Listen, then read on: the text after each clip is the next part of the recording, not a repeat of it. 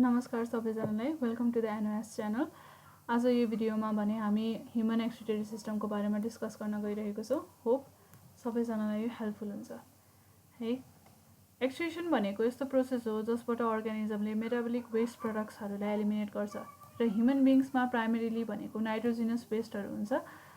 Metabolic वेस्टबाट निक्लेको जति पनि नाइट्रोजिनस वेस्ट छ र टक्सिक सब्सटेन्सेस छ त्यसलाई एलिमिनेट गर्ने काम भनेको नै एक्सक्रिसन भन्ने गरिन्छ। र मेजरली हाम्रो ह्युमन बडीमा भने युरिया चाहिँ नि मेजर एक्सक्रिटरी प्रडक्ट हो है। र एक्सक्रिटरी सिस्टमले के केयर गर्छ त भन्दाखेरि वेस्ट एलिमिनेसनमा चाहिँ केयर गर्ने भयो। ह्युमन बडीमा डिफ्रेन्ट स्ट्रक्चर्सहरू चाहिँ प्रेजेन्ट हुन्छ एक्सक्रिटरी सिस्टममा। त्यसलाई त्यो तिनवटा हो, रेनल सिस्टम मेजरली, स्किन र लङ्स है। र आज भने हामी रेनल सिस्टमको बारेमा चाहिँ नि म्याक्सिमम इन डिटेल डिस्क्रिप्सन गर्न गइरहेको छौँ। अनि रेनल सिस्टममा प्रेजेन्ट हुने भनेको दुईवटा किडनी प्रेजेन्ट हुन्छ, एउटा युरेटर, दुईवटा युरेटर, युरिनरी ब्ल्याडर एउटा र युरेथ्रा प्रेजेन्ट हुन्छ। रेनल सिस्टममा कुन कुन स्ट्रक्चर प्रेजेन्ट हुन्छ भनेर हामीले यो पिक्चरमा राम्रोसँग हेर्न सक्दछौँ। एउटा हो दुईवटा किडनी प्रेजेन्ट छ, लेफ्ट किडनी र राइट किडनी भनेर। त्यस पछाडि भनेको दुईवटा युरेटर प्रेजेन्ट छ, यसरी ट्युबुलर स्ट्रक्चर जुन प्रेजेन्ट छ। त्यस पछाडि गएर युरिनरी ब्ल्याडर भनेर प्रेजेन्ट छ होइन, मस्कुलर स्ट्रक्चर भयो यो। र युरेथ्रा प्रेजेन्ट छ जुन भनेको ओपनिङ भयो है, जसबाट चाहिँ युरिन के हुन्छ त बाहिर एलिमिनेट आउट हुन्छ ह्युमन बडीबाट। भनेदेखि रेनल सिस्टमको फङ्सन के हो भन्दा हाम्रो ब्लडलाई फिल्टर गरेर जति पनि टक्सिन्स र मेटाबोलिक वेस्ट छ ब्लडमा भएको त्यसलाई युरिनको फर्ममा बाहिर युरिनेट गरेर चाहिँ भोइड गरेर एलिमिनेट गर्ने नै मेन फङ्सन हो है रेनल सिस्टमको। भनेदेखि किन त्यो प्रोसेस क्यारी आउट हुन्छ, प्रपोज के हो त युरिनरी सिस्टमको भन्दाखेरि त्यो प्रोसेसबाट हाम्रो ब्लडको चाहिँ भोल्युम र ब्लड प्रेसर मेन्टेन हुन्छ, इलेक्ट्रोलाइट्स र मेटाबोलाइट्सको चाहिँ लेभल मेन्टेन हुन्छ, र अर्को भनेको ब्लडको पिएच पनि रेगुलेट हुने काम गर्दछ है। त्यस पछाडि आउँछ हाम्रो बडीमा नर्मली किडनीले प्रड्युस गर्ने युरिन भनेको 800 to 2000 ml हो। यदि योभन्दा कम भयो भनेदेखि त्यो कन्डिसनलाई हामीले ओलिगुरिया भन्छौँ। यदि यो युरिनको अमाउन्टभन्दा बढी भयो भनेदेखि त्यसलाई हामीले पोलियुरिया भन्ने कन्डिसन हुन्छ। पोलियुरियामा एक दिनमा 2.5 लिटर पर डे भन्दा बढी युरिन प्रड्युस हुन्छ भनेदेखि ओलिगुरियामा 400 ml भन्दा पनि कम युरिन प्रड्युस हुन्छ एक दिनमा। र एनिरिया भनेको यस्तो सिभियर कन्डिसन हो जहाँ युरिन 100 ml भन्दा पनि लेस प्रडक्सन हुन्छ एक दिनमा है। र first structure of urinary system या त रेनल सिस्टममा हामीले के हेर्न सक्छौँ त किडनी हेर्न सक्छौँ। किडनी भनेको यो पिक्चरबाट हेर्न सक्छौँ, एउटा डार्क रेड कलरको बिन स्ट्रक्चर्ड या त सेप्डवाला स्ट्रक्चर हो होइन, जुन चाहिँ नि लेफ्ट र राइट गरेर दुईवटा हुन्छ प्रेजेन्ट। र यो कहाँ प्रेजेन्ट हुन्छ एनाटोमिकल्ली भन्दा यो चाहिँ डर्सल बडी वालमा प्रेजेन्ट हुन्छ।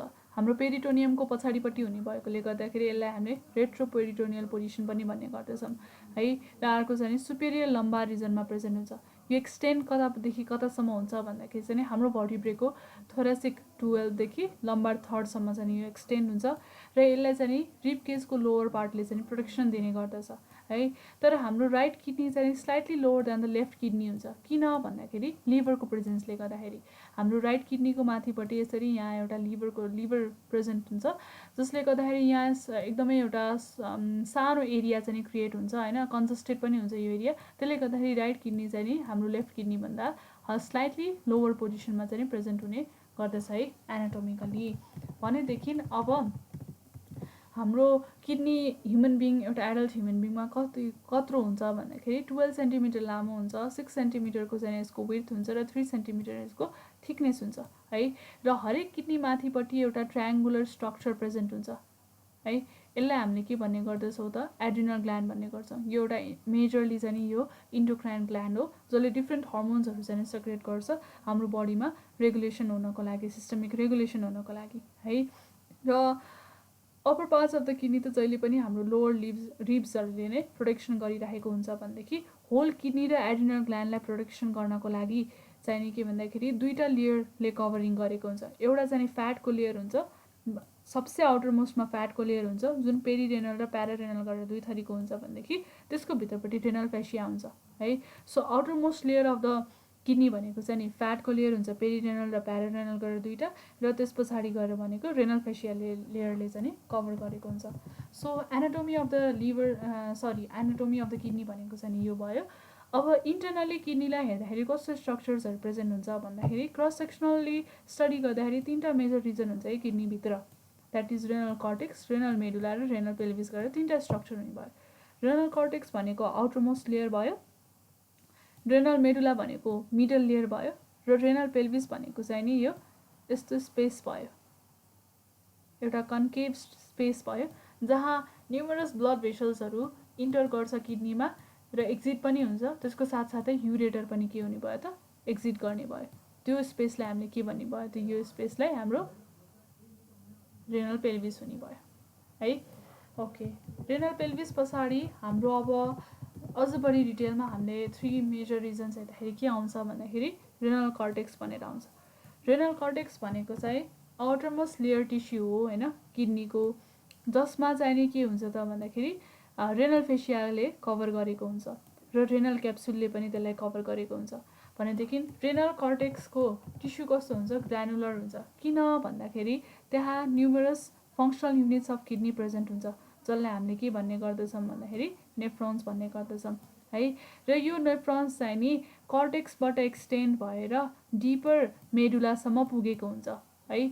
र कर्टेक्सले चाहिँ नि के प्रोभाइड गर्छ त भन्दाखेरि नेफ्रोन्सको काम के हो त, functional unit of the kidney भइसके पछाडि उसको मेन काम भनेको जति पनि यहाँ ब्लड भेसल्सहरू आउँछ नि, किडनीभित्रको ब्लड भेसल्स छ नि, त्यसलाई चाहिँ नि फिल्टर गरेर युरिन फर्मेसन गर्ने काम हो नेफ्रोनको। भनेदेखि अब के हुन्छ त, नेफ्रोन यसरी यहाँ आउँछ, यसरी टाँसेको हुन्छ ब्लड भेसल्ससँग र यसरी एक्सटेन्ड भएर कहाँसम्म, बाहिरसम्म यहाँ मेडुलासम्म एक्सटेन्ड भएको हुन्छ है। सो अब के हुने भयो त भन्दाखेरि कर्टेक्सले चाहिँ नि के को लागि स्पेस प्रोभाइड गर्ने भयो त भन्दाखेरि आर्टेरियल्स र भेन्युजहरूको लागि चाहिँ स्पेस प्रोभाइड गर्ने भयो फ्रम द रेनल आर्टेरी र भेन हैन, as well as the glomerular क्यापिलरिजहरू पनि, जसको बारेमा हामी फर्दर डिस्कसन गर्छौँ ताकि किडनीको नेफ्रोन्सहरू चाहिँ नि पर्फ्युज होस् भनेर है। र कर्टेक्सको अर्को पनि एउटा एकदमै मेजर काम छ के भन्दाखेरि इरिथ्रोपोइटिन, एउटा यस्तो खालेको हर्मोन जसले आरबिसीलाई प्रोडक्सन गर्छ नि, त्यो हर्मोनको प्रोडक्सनको रेस्पोन्सिबिलिटी पनि कता हुन्छ त भन्दाखेरि चाहिँ नि कर्टेक्स लेयरमा चाहिँ नि हुने भयो। सो कर्टेक्स भनेको के हो त भन्दाखेरि समअप गर्दाखेरि आउटरमोस्ट लेयर अफ किडनी हो हैन, outermost layer of the kidney हो, outer layer of the kidney हो। क्रस सेक्सनल स्टडी गर्दाखेरि जसलाई चाहिँ नि रेनल फेसिया र रेनल क्याप्सुलले चाहिँ नि कभर गरेको हुन्छ। यसको टिस्यु ग्रानुलर हुन्छ किनभनेदेखि यसमा नेफ्रोन्सहरू प्रेजेन्ट हुने गर्दछ हैन। र यो नेफ्रोन्स चाहिँ एक्सटेन्ड भएर डिपली इम्बेडेड कहाँ हुन्छ त नि, रेनल मेडुलामा डिपली इम्बेडेड हुन्छ। यो नेफ्रोन्सलाई ब्लड पर्फ्युजन गर्नको लागि चाहिँ नि कर्टेक्सले के गर्छ त नि भन्दाखेरि डिफ्रेन्ट रेनल भेन्युज र रेनल ब्लड भेसल्सहरूलाई चाहिँ नि सप्लाई गर्नको लागि स्पेस दिने काम गर्दछ है रेनल कर्टेक्सले। सो अब रेनल मेडुलामा जाऊँ। रेनल मेडुला भनेको चाहिँ नि हाम्रो inner region of the parenchyma of kidney हो। किडनीको प्यारेन्काइमाको इनर रिजन पोर्सनलाई हामीले मेडुला भन्ने गर्दछौँ। र यो मेडुलामा चाहिँ नि पिरामिडल टिस्यु मासेसहरू हुन्छ हामीलाई, जसलाई चाहिँ नि हामीले के भन्छौँ त रेनल पिरामिड्स भन्ने गर्दछौँ, जुन चाहिँ नि ट्रायङ्गल लाइक स्ट्रक्चर्सहरू प्रेजेन्ट हुन्छ र त्यसमा एकदमै डेन्स नेटवर्क अफ नेफ्रोन्स भन्नाले फङ्सनल युनिट अफ किडनी भयो हैन। र यो पिरामिड्सलाई सेपरेट गर्ने जुन एक्सटेन्सन छ त्यसलाई हामीले के भन्ने भयो त रेनल कोलम्स भन्ने भयो। सो रेनल मेडुलामा पिक्चरमा हामीले हेर्दाखेरि के हेर्नलाई सक्छौँ भन्दाखेरि यसरी रेनल मेडुलामा चाहिँ डिफ्रेन्ट न्युमरस रेनल पिरामिड्सहरू चाहिँ प्रेजेन्ट हुन्छ हैन। जस्तै यहाँ पनि छ, यो रेनल पिरामिड हो। यो रेनल पिरामिडको बिचमा चाहिँ नि एउटा रेनल एक्सटेन्सनले चाहिँ यसलाई सेपरेट गरेको हुन्छ हैन। र यो एक्सटेन्सनलाई सेपरेट गर्नुको साथसाथै रेनल पिरामिड्समा चाहिँ एकदमै डेन्स नेटवर्क अफ के हुन्छ त नि भन्दाखेरि नेफ्रोन्सहरू चाहिँ नि प्रेजेन्ट हुन्छ, जसले चाहिँ ब्लडलाई फिल्टर गरेर चाहिँ युरिन प्रोडक्सनमा हेल्प गर्ने भयो हैन। र यो रेनल पिरामिडलाई सेपरेट गर्ने एक्सटेन्सन्सलाई के भनिन्छ त रेनल कलम्स भनिन्छ है। त्यस पछाडि गएर भनेको रेनल पेल्भिस भनेर आउँछ। रेनल पेल्भिस भनेको अघि पनि मैले स्ट्रक्चरमा देखाइहालेँ, त्यो चाहिँ कन्केभ पार्ट हो हैन किडनीको, अनि जसमा चाहिँ नि डिफ्रेन्ट भेसल्सहरू, ब्लड भेसल्सहरू, नर्भ्सहरू इन्टर पनि गर्छ र किडनीबाट एक्जिट पनि गर्छ। त्यसको साथसाथै युरेटर पनि एक्जिट गर्छ, जसले चाहिँ नि युरिन बियर गर्छ हैन। युरेटर भनेको युरिन बियर गर्ने या त प्यासेज वे हो, जसमा चाहिँ नि युरिन चाहिँ नि किडनीबाट कहाँसम्म पुग्छ त नि युरिनरी ब्ल्याडरसम्म पुग्छ है। र यो रेनल पेल्भिसको मेन काम के रहेछ त भन्दाखेरि चाहिँ नि यसले चाहिँ नि किडनीलाई चाहिँ नि रेस्ट अफ द बडीसँग चाहिँ नि कनेक्ट गर्छ, किनभनेदेखि डिफ्रेन्ट आर्टेरिजहरू, भेन्सहरू अनि नर्भ्सहरू, त्यसको साथसाथै युरेटर पनि इन्टर गर्ने र एक्जिट गर्ने काम गर्छ नि त। So that's why renal pelvis is the connector of the kidney with the rest of the body है। त्यस पछाडि गएर अब जाम हामी माइनोरिटी स्ट्रक्चर। माइनोरिटी स्ट्रक्चर भन्ने बित्तिकै के बुझ्न सकिन्छ भन्दाखेरि किडनीमा अबाउट एप्रोक्सिमेटली 1 मिलियन चाहिँ नि के भन्दाखेरि functional unit of kidney present हुन्छ, जसलाई हामीले नेफ्रोन्स भन्छौँ। नेफ्रोनको काम के हो भन्दाखेरि यसले चाहिँ नि वाटर र सोल्युबल सब्सटेन्सेसहरू जुन चाहिँ नि ब्लडमा प्रेजेन्ट हुन्छ नि त्यसलाई फिल्टर गरेर रिएब्जर्प्सन गर्छ, के चाहिने छ र नचाहिने कुराहरूलाई चाहिँ के गर्छ त नि युरिनको फर्मेसन गरिदिन्छ है। र यसको भाइटल फङ्सन भनेको चाहिँ के भन्दाखेरि ब्लडको भोल्युमलाई, ब्लडको प्रेसरलाई र ब्लड प्लाज्माको अस्मोल्यारिटी जुन छ त्यसलाई चाहिँ रेगुलेट गर्ने होल बडीमा भनेदेखि कसको काम हो भन्दाखेरि यही नेफ्रोनको काम हुन्छ है। र इट इज रेगुलेटेड, यो केले रेगुलेट हुन्छ त नेफ्रोन भन्दाखेरि चाहिँ न्युरो इन्डोक्राइन सिस्टमले चाहिँ रेगुलेट हुन्छ, स्पेसली हर्मोन्सहरूले, जस्तै लाइक एन्टिडायरेटिक हर्मोन। यो चाहिँ एकदमै मेजरली यसले चाहिँ इम्प्याक्ट पार्छ नेफ्रोनको रिएब्जर्प्सनको चाहिँ एबिलिटीमा होइन। र अरू हर्मोन भनेको चाहिँ एल्डोस्टेरोन र प्याराथाइरोइड हर्मोन पनि हो है। र अब नेफ्रोनमा जाँदाखेरि यसको की स्ट्रक्चर्सहरू के हो नेफ्रोनको भन्दाखेरि एउटा चाहिँ बोमन्स क्याप्सुल भनेर हुन्छ, अर्को प्रोक्सिमल ट्युबुल भनेर हुन्छ, भनेदेखि अर्को चाहिँ ग्लोमेरुलस भनेर हुन्छ है। बोमन्स क्याप्सुल भनेको चाहिँ एउटा कप लाइक स्याक हो होइन, जुन चाहिँ यो नेफ्रोनको चाहिँ बिगिनिङ स्ट्रक्चर पनि भनिन्छ है बोमन्स क्याप्सुललाई। त्यस पछाडि गएर ग्लोमेरुलसले चाहिँ नि यो बोमन्स क्याप्सुलले चाहिँ के गर्छ भन्दाखेरि ग्लोमेरुलसलाई चाहिँ नि कभर गरेर राखेको हुन्छ।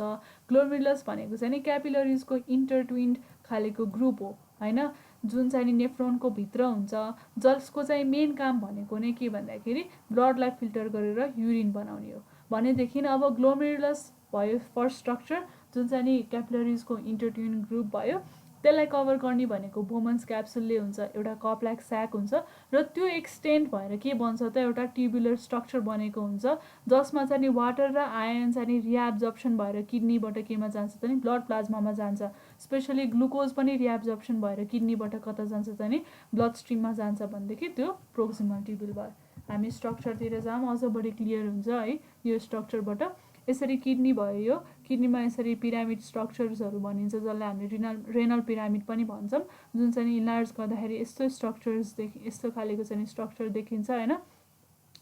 र यसमा चाहिँ यो रेनल कर्टेक्स हो भनेदेखि यो चाहिँ रेनल मेडुला हो। यो चाहिँ नेफ्रोन भयो, यहाँ दुईवटा नेफ्रोन देखाइराखेको छ।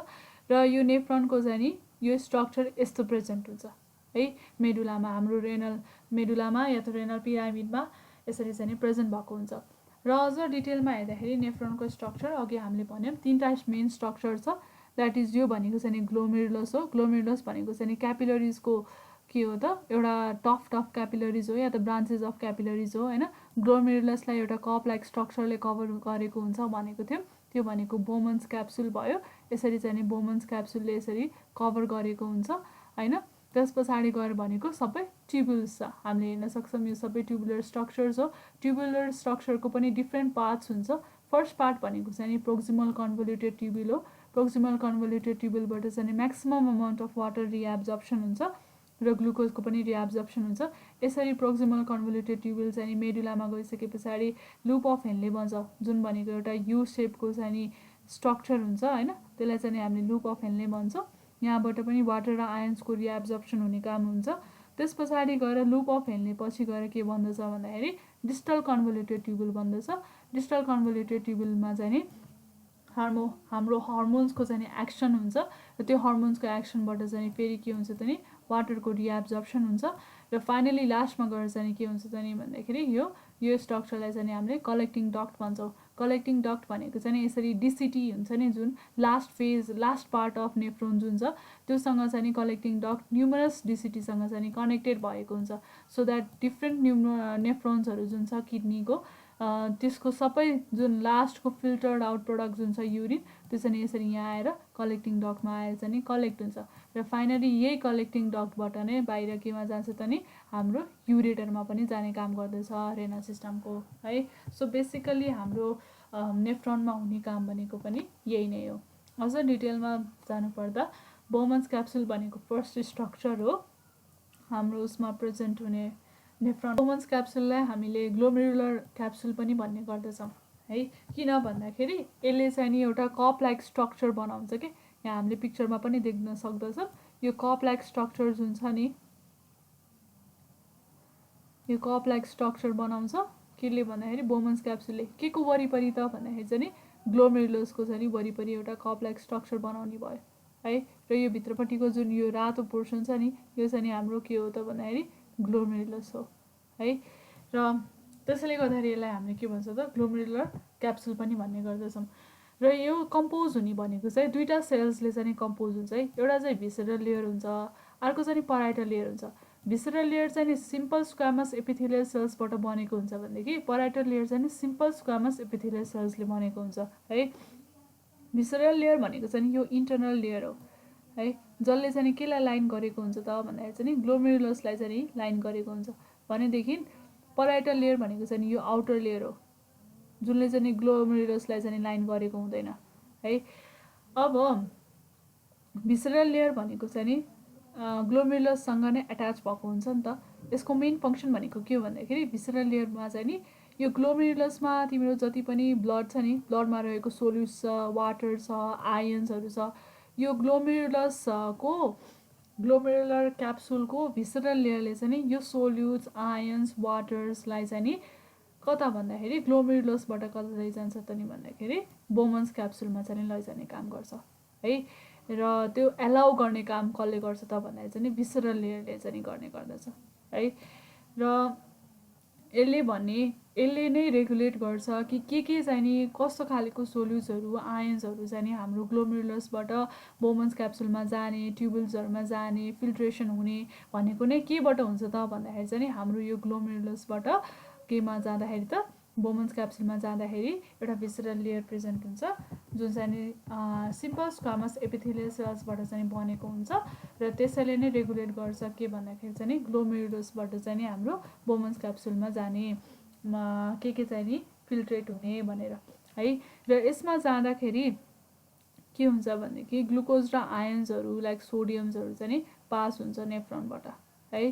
अनि फ्लुइड्सहरू र स्मल मोलिक्युल्सहरू मात्रै पास हुन्छ यो भिसरल लेयरबाट, अरू कुराहरू चाहिँ नि पास हुन पाउँदैन। लार्ज मोलिकुलर स्ट्रक्चर्सहरू त्यस्तोहरू चाहिँ के हुन्छ त पास हुनलाई पाउँदैन। त्यस पछाडि जाम हामी अझ डिटेलमा ग्लोमेरुलसको बारेमा। ग्लोमेरुलस भनेको सिम्पली क्यापिलरिजको चाहिँ नि टफ्ट हो के, जसले चाहिँ नि ब्लड सप्लाईलाई चाहिँ नि रिसिभ गर्छ एफ्रेन्ट आर्टेरियलबाट रेनल सर्कुलेसनको भन्नाले सिम्पली बुझ्दाखेरि के भनेदेखि हाम्रो रेनल जुन आर्टेरी छ नि त्यो आर्टेरीबाट चाहिँ नि डिफ्रेन्ट यो रेनल आर्टेरी हो भनेदेखि यहाँबाट डिफ्रेन्ट न्युमरस रेनल आर्टेरियल्सहरू बनेको हुन्छ है। र यो रेनल आर्टेरियल चाहिँ नि जब बोमन्स क्याप्सुलभित्र छिर्छ नि तब त्यो के हुन्छ त नि भन्दाखेरि डिफ्रेन्ट न्युमरस टफ क्यापिलरिजमा चाहिँ नि कन्भर्ट हुन्छ के। र यो टफ क्यापिलरिजमा बन्नु अगाडि चाहिँ नि यो जुन इन्टर गरेको जुन आर्टेरियल छ त्यसलाई चाहिँ नि बोमन्स क्याप्सुलमा इन्टर गरेको आर्टेरियललाई एफ्रेन्ट आर्टेरियल भनिन्छ होइन। भनेदेखि जुन आर्टेरियलले यसलाई एक्जिट गर्छ नि यो जुन बोमन्स क्याप्सुललाई एक्जिट गर्छ नि त्यसलाई चाहिँ नि हामीले इफ्रेन्ट आर्टेरियल भनियो। सो इन्टर गर्नेलाई एफ्रेन्ट आर्टेरियल, एक्जिट गर्नेलाई इफ्रेन्ट आर्टेरियल है। र एफ्रेन्ट आर्टेरियल जब बोमन्स क्याप्सुलभित्र इन्टर गर्छ यो डिभाइड भएर डिफ्रेन्ट क्यापिलरिज बन्छ र त्यो क्यापिलरिजबाट नै तिम्रो अस्मोसिस या डिफ्युजन या डिफ्रेन्ट प्रोसेसबाट चाहिँ सोल्युट्सहरू, आयन्सहरू र वाटरहरू चाहिँ बोमन्स क्याप्सुलभित्र इन्टर गर्छ।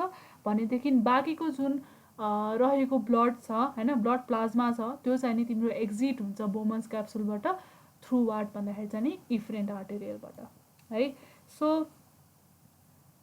अब के चाहिँ नि इन्टर गर्छ भन्दाखेरि चाहिँ नि रेड ब्लड सेल्सहरू, लार्ज प्रोटिन्सहरू लाइक एल्बुमिन्सहरू छ नि त्यो चाहिँ नि यो ग्लोमेरुलसबाट इन्टर गर्न सक्दैन, ग्लोमेरुलसबाट र बोमन्स क्याप्सुलभित्र इन्टर गर्न सक्दैन होइन। नर्मल सर्कमस्टान्सेसमा यदि इन्जुरी भएको छ भनेदेखि ग्लोमेरुलसलाई यदि कुनै किसिमको इन्जुरिजहरू भयो या त किडनी प्रब्लम्सहरू आएको छ भनेदेखि चाहिँ नि मात्रै यो पास हुन्छ।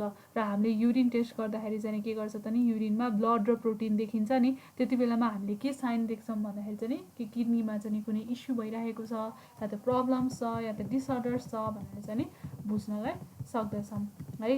भनेदेखि अब यो इन्टर गर्नको लागि चाहिँ नि मेनली ग्लोमेरुलसमा चाहिँ नि एउटा प्रेसर एप्लाई गरेको हुन्छ होइन, जसको हेल्पबाट चाहिँ के हुन्छ भन्दाखेरि डिफ्रेन्ट सोल्युट्स, वाटर, आयन चाहिँ के हुन्छ त ग्लोमेरुलसबाट केमा जान्छ त नि बोमन्स क्याप्सुलबाट चाहिँ जान्छ, फिल्टर्ड आउट हुन्छ। अनि यो चाहिँ के भन्दाखेरि मेन प्रेसर चाहिँ नि हाइड्रोस्ट्याटिक प्रेसर या त हाइड्रोलिक प्रेसर पनि भन्ने गरिन्छ, जुन चाहिँ वाटरको प्रेसर हो भनेर भनिन्छ होइन। प्लाज्मामा ब्लड प्लाज्मामा हुने वाटरको प्रेसरले गर्दाखेरि चाहिँ नि डिफ्रेन्ट सोल्युस आयन्स वाटर्सहरू चाहिँ कहाँबाट इन्टर हुने भयो त हाम्रो ग्लोमेरुलसबाट बोमन्स क्याप्सुलबाट इन्टर भएर यसरी अरू ट्युबल्सहरू नेफ्रोनको ट्युबल्समा चाहिँ जाने भयो है। अब first part of the tubal चाहिँ के हो भन्दाखेरि चाहिँ प्रोक्सिमल कन्भोल्युटेड ट्युबल हो होइन। यो चाहिँ फर्स्ट साइट अफ वाटर रिएब्जर्प्सन पनि हो होइन ब्लड स्ट्रिमबाट भन्नाले अब के हुन्छ भनेदेखि पिसिटीमा चाहिँ नि तिम्रो जब यो फिल्ट्रेट आयो नि फिल्ट्रेट आयो होइन, यहाँ फिल्टर भयो, ग्लोमेरुलसमा तिम्रो फिल्टर भएर बोमन्स क्याप्सुलमा आयो, बोमन्स क्याप्सुलबाट तिम्रो पिसिटीमा आउँदाखेरि अब यहाँबाट चाहिँ म्याक्सिमम अमाउन्ट अफ वाटर रिएब्जर्प्सन हुने र ग्लुकोज पनि रिएब्जर्प्सन हुने हुन्छ। रिएब्जर्प्सन भएर कहाँ पुग्छ त भन्दाखेरि चाहिँ यसरी यहाँ ब्लड सप्लाई अर्को पनि एउटा हुन्छ होइन, ब्लड सप्लाई हुन्छ त्यसमा चाहिँ नि पुग्दछ है। जस्तै यहाँ चाहिँ यसरी ब्लड सप्लाई हुन्छ र यो जति पनि तिम्रो सोल्युट्स आयन्सहरू वाटर्सहरू छ नि रिएब्जर्प्सन भएर पिसिटीबाट केमा जान्छ त फेरि रिएब्जर्प्सन भएर हाम्रो ब्लड स्ट्रिममा चाहिँ जाने भयो है। अब यहाँ के चाहिँ एब्जर्प्सन हुन्छ भन्दाखेरि चाहिँ पिसिटीमा तिम्रो वाटर र साल्ट एब्जर्प्सन रिएब्जर्प्सन चाहिँ म्याक्सिमम हुन्छ, त्यो पनि passive diffusion across the basolateral membrane भनेको छ। प्यासिभ डिफ्युजन मेथड भनेको चाहिँ हायर कन्सन्ट्रेसनबाट एकदमै हाई कन्सन्ट्रेसनबाट लोवर कन्सन्ट्रेसनमा जाँदाखेरि चाहिँ सिम्पली ब्यासोल्याट्रल मेम्ब्रेनबाट डाइरेक्टली नै पास हुनेलाई चाहिँ हामीले के भन्छौँ त प्यासिभ डिफ्युजन मेथड भन्छौँ। भनेदेखि यदि इक्वल कन्सन्ट्रेसन छ या त लोवर कन्सन्ट्रेसनबाट हायर कन्सन्ट्रेसनमा गइरहेको छ भनेदेखि चाहिँ सर्टेन इनर्जी चाहिन्छ होइन यो मेम्ब्रेनबाट पास हुनको लागि, त्यसलाई चाहिँ हामीले के भन्छौँ त भन्दाखेरि एक्टिभ ट्रान्सपोर्ट मेथड भनिन्छ, जहाँ सोडियम पोटासियम एटिपेज पम्प्सहरू चाहिँ युज हुन्छ। यसलाई चाहिँ हायर कन्सन्ट्रेसनबाट चाहिँ के भन्दाखेरि लोवर कन्सन्ट्रेसनमा जानको लागि है ब्यासोल्याट्रल मेम्ब्रेनबाट। सो एप्रोक्सिमेटली भन्नुपर्दाखेरि पिसिटीमा आउँदाखेरि जुन फिल्ट्रेट आयो नि त्यो फिल्ट्रेटबाट 2/3 अफ वाटर रिएब्जर्ब भएर फेरि केमा जान्छ त भन्दाखेरि हाम्रो ब्लड स्ट्रिममा नै जान्छ भनेदेखि 100% अफ ग्लुकोज पनि के हुन्छ त रिएब्जर्ब हुन्छ को ट्रान्सपोर्टबाट र पिसिटीबाट केमा जाने भयो त ग्लुकोज पनि ब्लड स्ट्रिममै जाने भयो। को ट्रान्सपोर्ट भनेको चाहिँ के हो भनेदेखि ग्लुकोज जस्तो मोलिक्युल जुन छ नि ग्लुकोजको मोलिक्युल सपोज यो भनेदेखि यो प्लस सोडियम दुईटा छ नि सँगसँगै कहाँ भन्दाखेरि पिसिटी, यो पिसिटी हो भनेदेखि यसरी यो मेम्ब्रेन हुँदै मेम्ब्रेनको सेल्स हुँदै कतातिर पुग्छ त भन्दाखेरि ब्लड भेसल्समा पुग्छ है। यो दुईटाको यसरी पुग्छ भनेदेखि यसलाई हामीले के भन्छ त को ट्रान्सपोर्ट भन्ने गर्दछौँ। यसरी को ट्रान्सपोर्ट गरेर चाहिँ के पुग्छ त भन्दाखेरि हाम्रो ग्लुकोज चाहिँ पुग्ने भयो कहाँबाट त हाम्रो फिल्ट्रेट जुन निक्लेको थियो पिसिटीबाट चाहिँ ब्लड स्ट्रिममा जाने भयो है। यसबाट अझ बढी राम्रोसँग बुझिन्छ। अब पिसिटीबाट के भन्छ त भन्दाखेरि चाहिँ लुप अफ हेनले भन्छ। लुप अफ हेनले भनेको चाहिँ यसरी यु सेपको चाहिँ स्ट्रक्चर हो होइन नेफ्रोनको, जसमा चाहिँ यसलाई डिसेन्डिङ लिम्ब भनिन्छ किनभने डिसेन्डिङ भनेको तल झर्नु भयो, एसेन्डिङ भनेको चाहिँ के भन्दाखेरि माथि जानु भयो है। डिसेन्डिङ र एसेन्डिङ लिम्ब गरेर यसरी लुप अफ हेनले बनेको हुन्छ है। र लुप अफ हेनलेमा पनि म्याक्सिमम अमाउन्ट अफ आयन्सको चाहिँ रिएब्जर्प्सन हुने गर्दछ। डिसेन्डिङ लिम्बमा चाहिँ के हुन्छ भन्दाखेरि डिसेन्डिङ लिम्बमा चाहिँ हाइली पर्मिएबल टु वाटर हुन्छ, वाटरबाट एकदमै नै हाइली पर्मिएबल भएको भएर यो वाटर चाहिँ के हुन्छ त नि म्याक्सिमम अमाउन्ट वाटर चाहिँ हाम्रो ब्लड स्ट्रिममा रिएब्जर्ब हुन्छ। भनेदेखि एसेन्डिङ लिम्ब चाहिँ फेरि के हुन्छ त भन्दाखेरि वाटरसँग एकदमै नै इम्पर्मिएबल हुन्छ, तर आयनसँग चाहिँ एकदमै नै हाइली के हुने भयो त पर्मिएबल हुने भयो। सो द्याट्स वाइ अब के हुने भयो त डिसेन्डिङ लिम्बबाट वाटर रिएब्जर्ब भएर ब्लड स्ट्रिममा गएको थियो भनेदेखि एसेन्डिङ लिम्बबाट चाहिँ आयन रिएब्जर्ब भएर आयनको फर्ममा के भयो त सोडियम पोटासियम बाइकार्बोनेट्सहरू चाहिँ रिएब्जर्ब भएर कहाँ जाने भयो त अब ब्लड स्ट्रिममा जाने भयो है। त्यसले गर्दाखेरि जब एसेन्डिङ लिम्बमा वाटर रिएब्जर्प्सन हुन्छ नि एकदमै नै हाई अमाउन्टमा होइन भनेदेखि यहाँभित्र त डिसेन्डिङ लिम्बभित्र त के भयो त आयनको अमाउन्ट त एकदमै नै इन्क्रिज हुने भयो, फ्लुइड त थोरै हुने भयो, त्यसले गर्दाखेरि अस्मोल्यारिटी इन्क्रिज हुन्छ। भनेदेखि जब एसेन्डिङ लिम्बमा पुग्छ आयन त सबै बाहिर रिएब्जर्ब भएर ब्लड स्ट्रिममा गइहाल्यो। सो एसेन्डिङ लिम्बभित्र फेरि के हुने भयो त भन्दाखेरि सोल्युट चाहिँ नि कम भयो तर फ्लुइड चाहिँ नि के भन्दाखेरि बढी हुने भयो। त्यसले गर्दाखेरि के हुने भयो त अब हाम्रो यहाँभित्रको चाहिँ नि अस्मोल्यारिटी चाहिँ नि के हुने भयो त डिक्रिज हुने भयो है।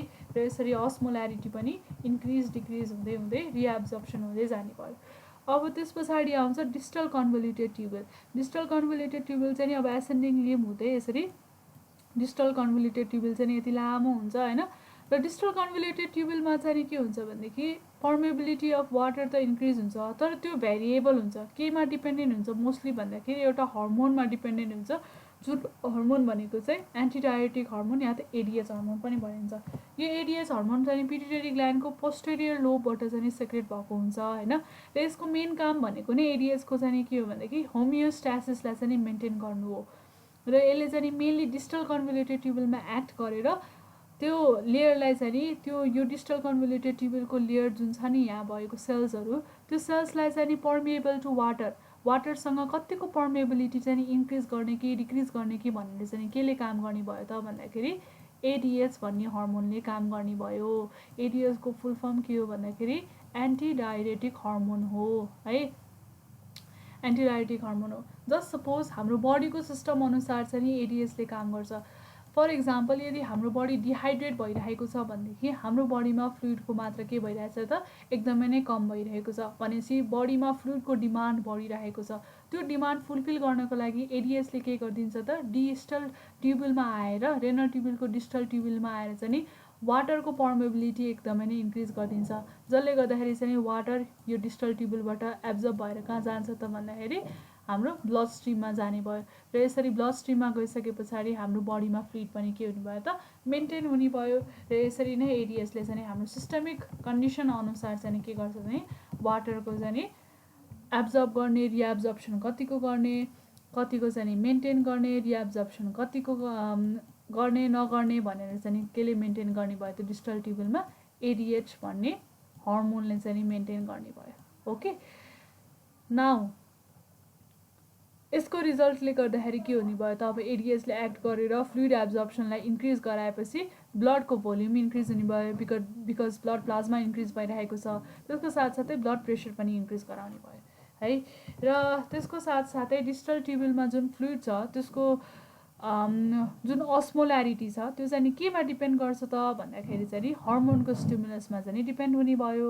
र कलेक्टिङ यसरी अब जब फ्लुइड डिस्टल ट्युबलमा पुग्छ तब त्यो कलेक्टिङ डक्टमा पुग्छ। कलेक्टिङ डक्टमा डिफ्रेन्ट नेफ्रोनको डिस्टल ट्युबल्सहरू चाहिँ कनेक्टेड भएको हुन्छ र यसरी फाइनली युरिन चाहिँ केमा जाने भयो त भन्दाखेरि कलेक्टिङ डक्ट हुँदै हुँदै हुँदै हुँदै युरेटरसम्म पुग्दछ है।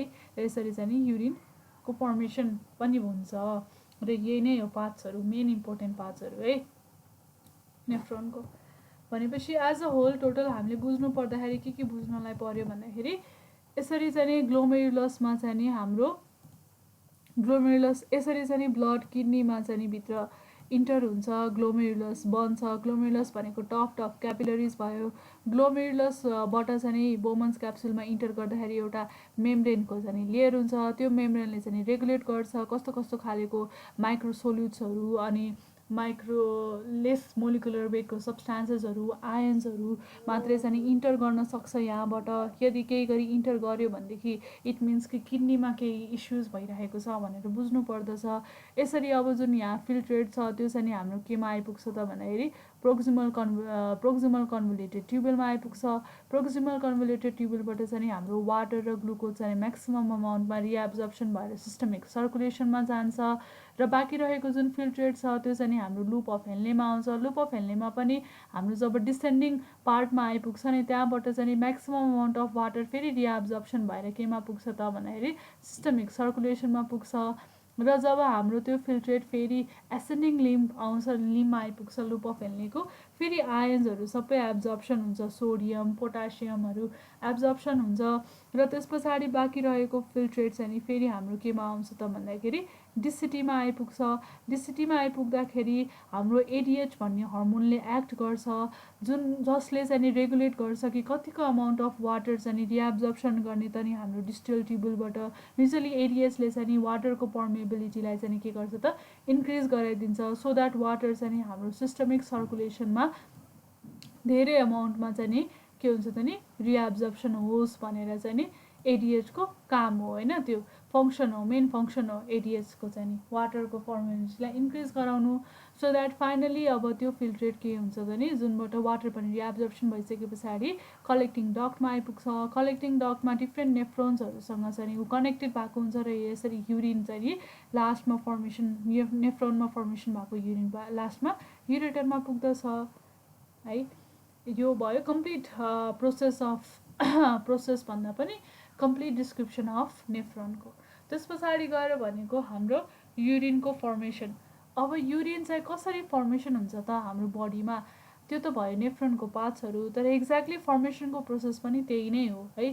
फर्स्ट प्रोसेस भनेको चाहिँ नि ग्लोमेरुलर फिल्ट्रेसनको प्रोसेस हुन्छ। ग्लोमेरुलर फिल्ट्रेसन भनेको चाहिँ हामीले नामबाट नै बुझ्न सक्दछौँ, यो ग्लोमेरुलस भयो है।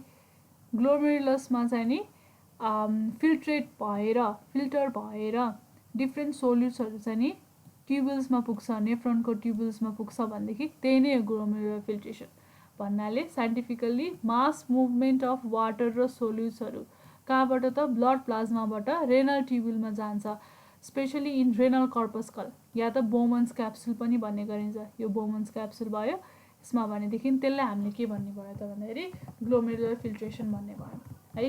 र ग्लोमेरुलर फिल्ट्रेसन त अकर त हुन्छ, तर कुन रेटमा अकर हुन्छ त, जस्तै सर्टेन रेटमा त हाम्रो बडीले किडनीलाई ब्लड सप्लाई गरिरहेको हुन्छ हैन, र त्यो भोल्युम अफ प्लाज्मा चाहिँ नि कसरी कतिको रेटमा कुन रेटमा चाहिँ नि फिल्टर आउट हुन्छ पर युनिट टाइममा हो भनेदेखि त्यसलाई हामीले के भन्छौँ त नि ग्लोमेरुलर फिल्ट्रेसन रेट या त जिएफआर सर्ट फर्ममा भन्ने गरिन्छ। यो रेट भनेको चाहिँ नर्मल ह्युमन बिङमा 125 मिलिलिटर पर मिनट हुने गर्दछ। अनि भन्नाले एक दिनमा 180 लिटर चाहिँ नि के भन्दाखेरि ब्लड फिल्टर्ड आउट हुँदो रहेछ नेफ्रोनले है या त किडनीले। अब यो फिल्ट्रेसन चाहिँ प्राइमेरीली केबाट, कुन प्रोसेसबाट हुन्छ भन्दाखेरि चाहिँ हाइड्रोलिक प्रेसरबाट हुन्छ है, या त ब्लड प्रेसरबाट हुन्छ। जस्तै हाम्रो यो ग्लोमेरुलसभित्र त ब्लड छ, ब्लडको चाहिँ नि आफ्नै एउटा प्रेसर हुन्छ जुन चाहिँ नि के भन्दाखेरि त्यसभित्रको वाटरले गर्दाखेरि हाइड्रोस्ट्याटिक प्रेसर एप्लाई गर्छ यसरी तलपट्टि हैन।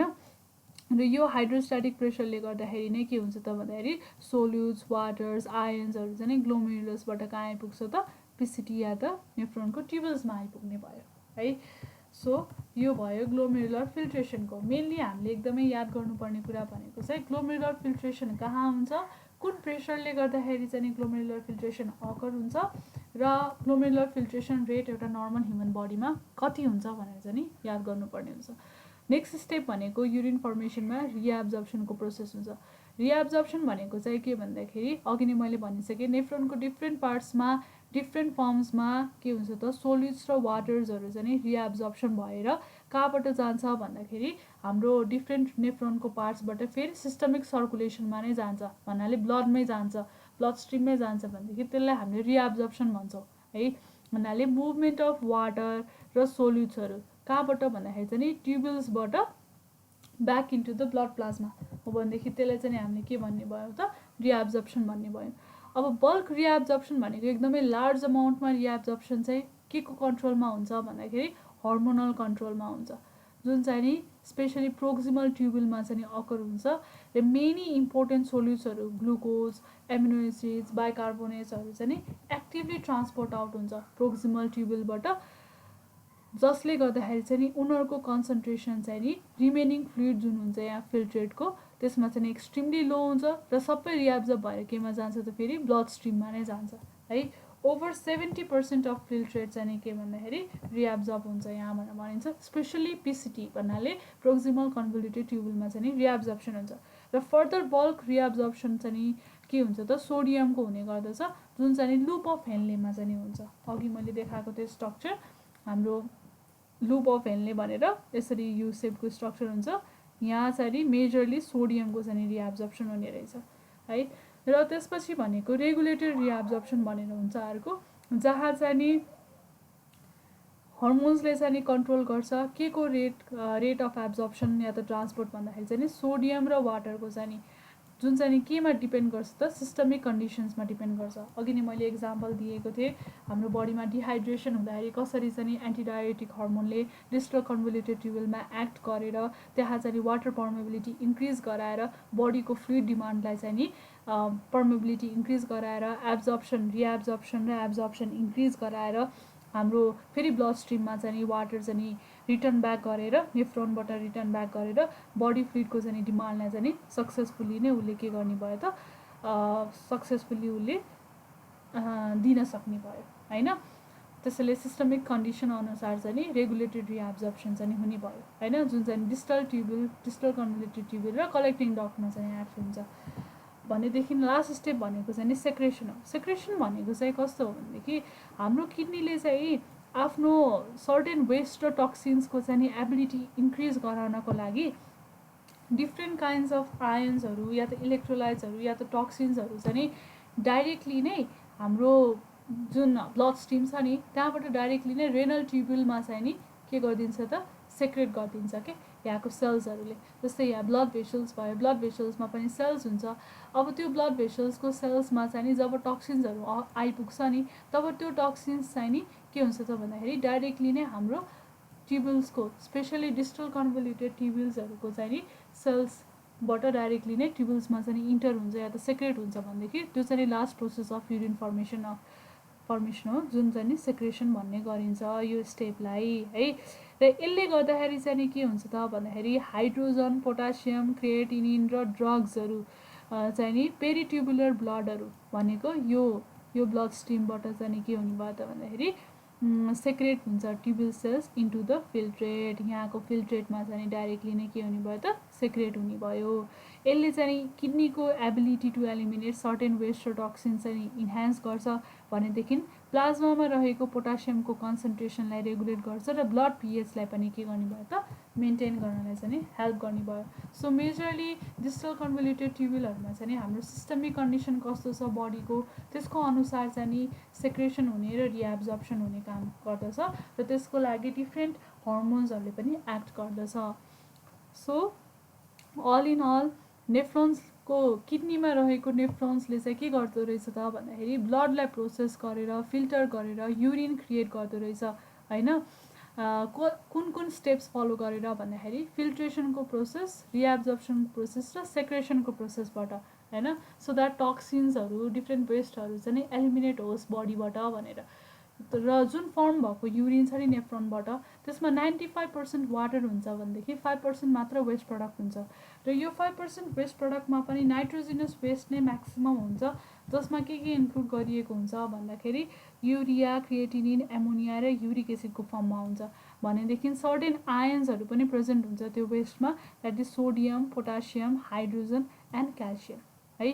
र यसको एलिमिनेसनबाट नै हाम्रो बडी सिस्टम्सले चाहिँ नि राम्रोसँग एउटा स्मुथ वेमा चाहिँ नि फङ्सन क्यारी आउट गर्न सक्दछ र डिफ्रेन्ट वेस्ट प्रडक्ट्सहरू जुन मेटाबोलिक वेस्टबाट निक्लेको हुन्छ नि इनर्जी प्रडक्सनको लागि त्यसलाई चाहिँ नि यसरी रिमुभ आउट गर्न सक्छ।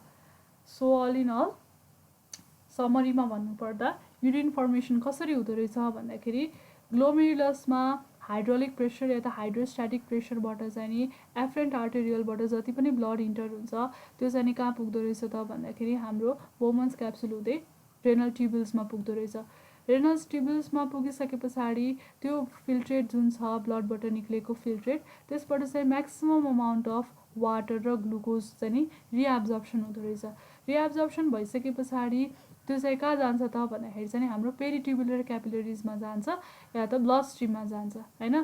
त्यस पछाडि रहेको त्यो जुन फिल्ट्रेट छ त्यो फिल्ट्रेट चाहिँ नि अब हाम्रो के भन्दाखेरि descending part of the loop of हेनलेमा जान्छ। Descending part of the loop of हेनलेमा चाहिँ नि हाम्रो के एक्ट हुन्छ भन्दाखेरि यहाँ चाहिँ नि वाटरको पर्मेबिलिटी एकदमै नै इन्क्रिज भएकोले गर्दाखेरि वाटर चाहिँ म्याक्सिमम रिएब्जर्प्सन भएर फेरि कहाँ जाने भयो त भन्दाखेरि पेरिट्युबुलर क्यापिलरिज या त हाम्रो ब्लड स्ट्रिममा चाहिँ नि म्याक्सिमम अमाउन्ट अफ वाटर रिएब्जर्ब भएर जान्छ।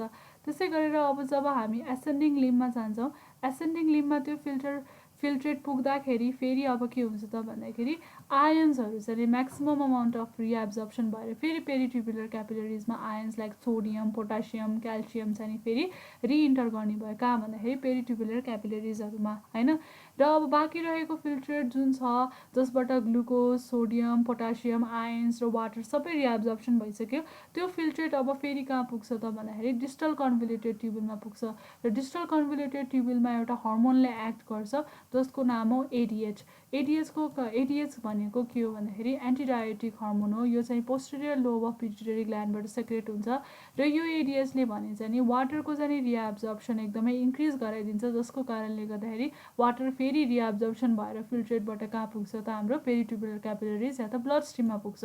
सो रिमेनिङ जुन फिल्ट्रेट छ त्यो कलेक्टिङ ट्युबुलमा पुग्छ, कलेक्टिङ डक्टमा पुग्छ। अनि कलेक्टिङ डक्टमा चाहिँ न्युमेरस हाम्रो नेफ्रोनसँग कनेक्टेड भएको हुन्छ, जसको कारणले गर्दाखेरि डिफ्रेन्ट नेफ्रोन्सहरूबाट जति पनि फिल्ट्रेट छ त्यो सबै कलेक्टिङ डक्टमा आएर फाइनली आउट हुन्छ, नेफ्रोनबाट आउट हुन्छ र नेफ्रोन हुँदै हाम्रो किडनी हुँदै युरेटर हुँदै युरिनरी ब्ल्याडर हुँदै बडीबाट बाहिर डिफ्रेन्ट वेस्ट प्रडक्ट्सहरू एलिमिनेट आउट हुन्छ। सो टोटल युरिन फर्मेसनको प्रोसेस यही नै हो है। भनेदेखि अब युरिन त फर्म भयो, हाम्रो किडनीमा युरिन फर्मेसन भइसक्यो भनेदेखि अब त्यो युरिन कसरी चाहिँ हाम्रो बडीबाट बाहिर हुन्छ, कुन कुन स्ट्रक्चर्स इन्भल्भ हुन्छ भन्दाखेरि किडनी पछाडि रेनल सिस्टम या त युरिनरी सिस्टममा इन्भल्भ हुने स्ट्रक्चर भनेको हाम्रो के हो त युरेटर हो। युरेटर भनेको दुईवटा यस्तो खालेको ट्युबुलर स्ट्रक्चर हो जुनले चाहिँ के गर्छ भन्दाखेरि हाम्रो किडनीलाई युरिनरी ब्ल्याडरसँग चाहिँ कनेक्ट गर्छ र एउटा प्यासेज वे फर्म गर्छ जसमा चाहिँ युरिन के हुन्छ त भन्दाखेरि किडनीमा प्रड्युस भएको युरिन कहाँसम्म पुग्ने भयो त अब युरिनरी ब्ल्याडरमा पुग्ने भयो। यो चाहिँ 25 to 30 सेन्टिमिटर लामो हुन्छ र 6 मिलिमिटर मात्रै डायमिटर हुन्छ यसको। यो युरेटर चाहिँ पेरिटोनियमको बिहाइन्ड चाहिँ रन गर्छ र रेनलको हिलियमबाट चाहिँ एक्सटेन्ड भएर पोस्टेरियर एस्पेक्ट अफ द ब्ल्याडरमा गएर चाहिँ ओपन हुन्छ एउटा स्लाइट एङ्गलमा। भन्नुको अर्थ के हो भने सिम्पली बुझ्दाखेरि जब युरेटर चाहिँ युरिनरी ब्ल्याडरमा इन्टर हुन्छ नि सिधै एन्टेरियरली इन्टर हुँदैन कि यो चाहिँ पोस्टेरियरली यसरी पछाडिको वालबाट इन्टर भएर यसरी आएको हुन्छ अनि एउटा स्लाइट एङ्गलमा चाहिँ इन्टर गरेको हुन्छ सो द्याट रिफ्लक्स ब्याक नहोस् भनेर, किनभने युरिनरी ब्ल्याडरमा त युरिन स्टोर भएर बस्दछ। यदि स्लाइट एङ्गलमा इन्टर गर्यो भनेदेखि चाहिँ यो रिफ्लक्स ब्याक हुन पाउँदैन भनेर है। र त्यसको साथसाथै अब मेन फङ्सन के रहेछ त युरेटरको भन्दाखेरि यसले चाहिँ एउटा प्यासेज वे चाहिँ क्रिएट गर्ने भयो किडनीबाट युरिनरी ब्ल्याडरसम्मको र यो युरिन ट्रान्सपोर्ट गर्नको लागि पनि यसमा चाहिँ स्मुथ मसल्सहरू हुन्छ कि ताकि यसमा स्मुथ मसल्सको चाहिँ कन्ट्र्याक्सन भइसके पछाडि प्रपल्जन भएर पेरिस्टाल्सिस अकर भएर चाहिँ युरिन चाहिँ इजिली नै युरिनरी ब्ल्याडरसम्म चाहिँ प्रपल्स हुने भयो भनेदेखि यो चाहिँ फेरि रिटर्न ब्याक चाहिँ हुन नदिने भयो है यो एक्टले गर्दाखेरि। र यसलाई चाहिँ एउटा स्मल भल्भले पनि के गरेको हुन्छ त भन्दाखेरि कभर गरेको हुन्छ होइन ताकि रिफ्लक्स ब्याक नहोस् युरिन भनेर है। र यति भइसके पछाडि अब अर्को स्ट्रक्चर भनेको हाम्रो रेनल सिस्टम या त युरिनरी सिस्टममा अर्को स्ट्रक्चर कुन प्रेजेन्ट हुन्छ भन्दाखेरि युरिनरी ब्ल्याडर प्रेजेन्ट हुन्छ। युरिनरी ब्ल्याडर भनेको चाहिँ के हो भन्दाखेरि एउटा स्मुथ कोल्याप्सिबल फर्मको चाहिँ मस्कुलर स्याक हो होइन जसले चाहिँ टेम्पोररीली युरिनलाई स्टोर गर्ने काम गर्दछ है। यो पनि रेट्रोपेरिटोनियल भन्नाले पेरिटोनियमको पछाडिपट्टि प्रेजेन्ट हुन्छ, पेल्भिसमा प्रेजेन्ट हुन्छ र सिम्फाइसिस प्युबिसको पोस्टेरियर एस्पेक्टमा चाहिँ प्रेजेन्ट हुन्छ भनेको सिम्फाइसिस प्युबिसको पछाडिपट्टि चाहिँ प्रेजेन्ट हुने भयो है। र यसको फङ्सन भनेको चाहिँ मेन के हो भने यसमा चाहिँ एउटा युनिक फर्म अफ मसल्स हुन्छ जसलाई हामीले डेट्रुसर मसल भनिन्छ जुन चाहिँ अहिले मैले यहाँ पिक्चरमा देखाइरहेको छु। यो डेट्रुसर मसलले चाहिँ के गर्छ भन्दाखेरि चाहिँ ब्ल्याडरलाई चाहिँ युनिकली सुट गर्छ क्या यसको फङ्सनको लागि युरिन स्टोरेजको फङ्सनको लागि होइन। र एउटा ट्रान्जिसनल एपिथेलियम पनि हुन्छ जसले पनि के गर्छ त युरिन स्टोरेजमा चाहिँ एसिस्ट गर्ने भयो। र युरिनरी ब्ल्याडरमा चाहिँ एउटा स्ट्रक्चर हुन्छ जसलाई हामीले ट्राइगोन स्ट्रक्चर भन्ने गर्दछौँ। चाहिँ ट्रायङ्गुलर खालेको चाहिँ स्ट्रक्चर हुन्छ जो चाहिँ एउटा न्यारो नेक बनेर आएको हुन्छ है, ब्ल्याडरको नेक पनि भन्ने गरिन्छ। र यसले आउटलाइन गरेको हुन्छ एउटा 3टा ओपनिङले जसलाई चाहिँ जुन चाहिँ युरेटरको ओपनिङ हो जहाँ चाहिँ मोस्ट प्रोबेबली इन्फेक्सन्सहरू युरिनरी ट्र्याक्ट इन्फेक्सन्सहरू चाहिँ मोस्टली यही स्ट्रक्चरमा चाहिँ प्रेजेन्ट हुन्छ। हामीले फिगरमा देख्न सक्छौँ यसरी चाहिँ ओपनिङ प्रेजेन्ट भएको हुन्छ है। र त्यसपछि भनेको डिट्रुसर मसल भनेको चाहिँ युरिनरी ब्ल्याडरको वालमा चाहिँ नि 3टा लेयर अफ स्मुथ मसल हुन्छ र त्यसलाई कलेक्टिभली चाहिँ हामीले डिट्रुसर मसल भन्ने गरिन्छ र स्पेशल टाइप अफ एपिथेलियम हुन्छ जसलाई चाहिँ हामीले ट्रान्जिसनल एपिथेलियम भन्छौँ है युरिनरी ब्ल्याडरमा।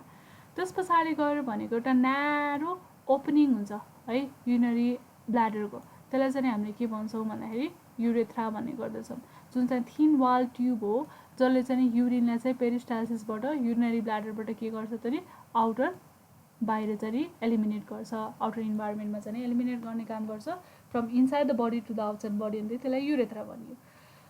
अब यसलाई जुन युरिन छ युरिनमा चाहिँ युरेथ्राबाट बाहिर रेगुलेट हुनको लागि स्पिन्चरहरूले चाहिँ काम गर्ने गर्दछ। एउटा हो इन्टर्नल युरेथ्रल स्पिन्चर, अर्को छ एक्सटर्नल युरेथ्रल स्पिन्चर। इन्टर्नल युरेथ्रल स्पिन्चर यसरी यहाँ प्रेजेन्ट हुन्छ हैन, यसलाई भनिन्छ इन्टर्नल युरेथ्रल स्पिन्चर र यसलाई भनिन्छ एक्सटर्नल युरेथ्रल स्पिन्चर। यसरी मसल्सले बनेको हुन्छ है। अनि ब्ल्याडर र युरेथ्राको जङ्सनमा इन्टर्नल्ली चाहिँ एउटा स्मुथ मसलको थिकनिङ हुन्छ जसलाई चाहिँ हामीले इन्टर्नल युरेथ्रल स्पिन्चर भन्छ र इन्टर्नल युरेथ्रल स्पिन्चरलाई चाहिँ हामीले भोलिन्टरीली आफ्नै विल अनुसार कन्ट्रोल गर्नलाई मिल्दैन हैन, र यो चाहिँ क्लोज्ड हुन्छ जब चाहिँ युरिन चाहिँ पास नभइरहेको बेलामा यो चाहिँ क्लोज नै हुने गर्दछ। त्यस पछाडि गएर अर्को भनेको के हो भन्दाखेरि एक्सटर्नल युरेथ्रल स्पिन्चर प्रेजेन्ट हुन्छ। यो चाहिँ सेकेन्ड स्पिन्चर हो हैन, हाम्रो एक्सटर्नल युरेथ्रल स्पिन्चर चाहिँ सेकेन्ड स्पिन्चर हो जुन चाहिँ स्केलेटल मसलले चाहिँ बनेको हुन्छ र त्यसैले गर्दाखेरि हामीले चाहिँ नि आफ्नो भोलिन्टरीली कन्ट्रोल गर्न सक्छौँ एक्सटर्नल युरेथ्रल स्पिन्चरलाई। जब हामीले युरिन पास गर्छौँ या त भोइडिङ गर्छौँ तब एक्सटर्नल युरेथ्रल स्पिन्चर चाहिँ ओपन गर्नलाई हामीले भोलिन्टरीली कन्ट्रोल गर्नुपर्ने हुन्छ है। अनि यो चाहिँ पेल्भिक फ्लोरबाट चाहिँ फ्लोरमा चाहिँ प्रेजेन्ट भएको हुन्छ। र त्यस पछाडि गएर फिमेल युरेथ्रा र मेल युरेथ्रा डिफ्रेन्ट हुन्छ। फिमेल युरेथ्रा 3 to 4 सेन्टिमिटर मात्रै लङ हुन्छ र यसको एक्सटर्नल ओरिफिस र ओपनिङ चाहिँ कहाँ एन्टेरियरली लाई गर्छ भन्दाखेरि चाहिँ हाम्रो भजाइनल ओपनिङमा लाई गर्छ भनेदेखि मेल युरेथ्रा चाहिँ के हुन्छ भन्दाखेरि एप्रोक्सिमेटली 20 सेन्टिमिटर लङ हुन्छ र यसको 3टा चाहिँ नेम्ड रिजन्स हुन्छ, द्याट इज प्रोस्ट्याटिक, मेम्ब्रेनस र स्पन्जी युरेथ्रा हुन्छ। यो चाहिँ टिप अफ द पेनिसमा गएर चाहिँ ओपन हुन्छ र after travelling down it's length चाहिँ के हुन्छ त नि युरिन पास हुन्छ है। सो फाइनली यसरी नै यो थियो हाम्रो कम्प्लिट रेनल या त युरिनरी सिस्टमको चाहिँ स्ट्रक्चर्सहरू। अब जब युरिन चाहिँ फर्मेसन भएर युरिनरी ब्ल्याडरमा कलेक्ट भएर डिफ्रेन्ट स्ट्रक्चर्सहरू इन्भल्भ हुन्छ हामीले भनिसक्यौँ होइन युरिन पास हुनको लागि। तर युरिन एक्ज्याक्टली पास कसरी हुन्छ, कुन प्रोसेस इन्भल्भ हुन्छ त नि युरिन पासेसको लागि भनेर स्टडी गर्दाखेरि हामीले प्रोसेस अफ मिक्चुरेसनमा चाहिँ स्टडी गर्न सक्दछौँ है। सो मिक्चुरेसन भनेको चाहिँ के हो भन्दाखेरि मिक्चुरेसन यस्तो खालेको प्रोसेस हो जसबाट हामीले युरिनरी ब्ल्याडरमा स्टोर भएको टेम्पोररी स्टोर भएको युरिनलाई एम्प्टी गर्छौँ। जब ब्ल्याडर फिल हुन्छ भनेदेखि त्यो प्रोसेसलाई हामीले मिक्चुरेसन भन्छौँ है। र मिक्चुरेसन भनेको भोइडिङ पनि भनिन्छ या त युरिनेसन पनि भनिन्छ। दुईवटा मेन स्टेप इन्भल्भ भएको हुन्छ। सुरुमा त ब्ल्याडर फिल हुनु पर्यो युरिनबाट ताकि त्यसले एउटा टेन्सन क्रिएट गर्छ र वाल पनि राइज हुन्छ आफ्नो थ्रेसहोल्ड लेभलभन्दा माथि। र सेकेन्ड स्टेपमा चाहिँ के हुन्छ भनेदेखि त्यो स्ट्रेच भएकोले गर्दाखेरि युरिनरी ब्ल्याडर स्ट्रेच भएकोले गर्दाखेरि एउटा नर्भस रिफ्लेक्स भन्ने रिफ्लेक्स चाहिँ फर्म हुन्छ जसलाई हामीले मिक्चुरेसन रिफ्लेक्स पनि भन्ने गर्दछौँ। र त्यस पछाडि बल्ल गएर त्यो रिफ्लेक्सको हेल्पबाट ब्ल्याडर चाहिँ एम्प्टी हुन्छ। यदि यो फेल हो भनेदेखि चाहिँ नि एउटा कन्सियस डिजायर टु युरिनेट चाहिँ के हुन्छ त नि फर्मेसन हुन्छ भनेदेखि यो दुईवटा स्टेपबाट नै मिक्चुरेसन हुन्छ, या त युरिनेसनको प्रोसेस हुन्छ या त डिजायर टु युरिनेट चाहिँ डेभलप हुन्छ है। र मेन फङ्सन यसमा यो इन्टायर प्रोसेसको लागि मेनली चाहिँ के हुन्छ भनेदेखि डिट्रुसर मसल अफ युरिनरी ब्ल्याडर चाहिँ एकदमै नै इम्पोर्टेन्ट रोल प्ले गर्छ बिकज यही मसलको कन्ट्र्याक्सनले नै गर्दाखेरि नै भोइडिङ चाहिँ पोसिबल हुन्छ है, या त ब्ल्याडर चाहिँ एम्प्टी हुन्छ। र अब smooth muscle of the bladder चाहिँ के हो त डिट्रुसर मसल भयो है। अब इनर्भेसन्स अफ द ब्ल्याडर हाम्रो मिक्चुरेसन प्रोसेस क्यारी आउट हुनको लागि सर्टेन इन्भोलिन्टरी एस्पेक्ट्स हुन्छ र भोलिन्टरी एस्पेक्ट्स हुन्छ। भोलिन्टरीले हामीले भोइड गर्दाखेरि पनि सर्टेन सिग्नल्सहरू र नर्भस सिस्टम चाहिँ नि इन्भल्भ भएको हुन्छ होइन ताकि मिक्चुरेसन प्रोसेस चाहिँ क्यारी आउट होस् भनेर। र त्यो नर्भस सिस्टम सिग्नल या स्टिमुलेसन हुनको लागि डिफ्रेन्ट इनर्भेसन्स हुन्छ है ब्ल्याडरमा। जस्तै युरिनरी ब्ल्याडर, हाम्रो युरिनरी ब्ल्याडर र इन्टर्नल स्पिन्चरलाई चाहिँ केले इनर्भेट गरेको हुन्छ या त रेगुलेट गरेको हुन्छ भन्दाखेरि सिम्प्याथेटिक र अनि प्यारासिम्प्याथेटिक नर्भ फाइबर्सहरूले हुन्छ। भनेदेखि हाम्रो एक्सटर्नल स्पिन्चरलाई केले सप्लाई गरेको हुन्छ त सोम्याटिक नर्भ फाइबर्सले सप्लाई गरेको हुन्छ, जसलाई हामीले प्युडेन्टल नर्भ्स पनि भन्ने गर्दछौँ।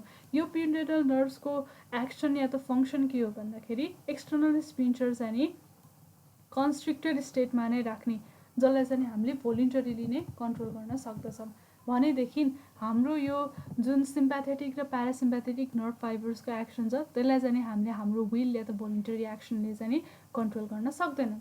So all in all sympathetic र प्यारासिम्प्याथेटिक नर्भ सप्लाईले कसरी एक्ट गर्छ भन्दाखेरि सिम्प्याथेटिक नर्भ सप्लाईको काम के हो भन्दाखेरि डिट्रुसर मसललाई रिल्याक्स गर्ने। यसको मेन काम भनेको नै ब्ल्याडर्स, हाम्रो युरिनरी ब्ल्याडरलाई चाहिँ के गर्ने त फिल गर्ने हो। भनेपछि ब्ल्याडरलाई फिल गर्नको लागि के गर्नु पर्यो भन्दाखेरि युरिनरी ब्ल्याडरलाई रिल्याक्स गर्नु पर्यो। सो त्यो रिल्याक्सेसन एउटा स्टेट क्रिएट गर्नको लागि सिम्प्याथेटिक नर्भ सप्लाईले के गर्छ त डिट्रुसर मसललाई रिल्याक्स गर्छ र इन्टर्नल स्पिन्चरलाई कन्स्ट्रिक्ट गर्छ। बिकज जब डिट्रुसर मसल रिल्याक्स हुन्छ नि तब युरिनरी ब्ल्याडरमा त युरिन कलेक्सन स्टार्ट हुन्छ। यदि हामीले इन्टर्नल स्पिन्चर कन्स्ट्रिक्ट नगर्ने हो भनेदेखि त कन्टिन्युसली नै urine collected form of the urine चाहिँ के हुने भयो त बाहिर युरिनेट भइराख्ने भयो होइन। त्यो त हुन दिनु भएन, किनभनेदेखि त्यो कन्डिसन भनेको इन्कन्टिनेन्सको कन्डिसन हो। सो त्यसलाई एलिमिनेट गर्नको लागि के गर्छ त सिम्प्याथेटिक नर्भ सप्लाईले भन्दाखेरि इन्टर्नल स्पिन्चरलाई कन्स्ट्रिक्ट गरेर राख्छ।